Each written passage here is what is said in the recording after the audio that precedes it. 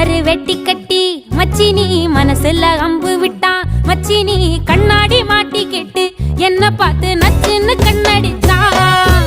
சுந்தமா புத்தி இல்ல மச்சானே, சொல்றதும் கேட்பதில்ல மச்சானே. பக்கத்து வீட்டில் எல்லாம் பக்கா வச்சு மொத்தமா செஞ்சு புட்டா. வாழ்க்கைய கெடுத்துட்டங்க மச்சானே, வந்தது அழுதிடுவா மச்சானே.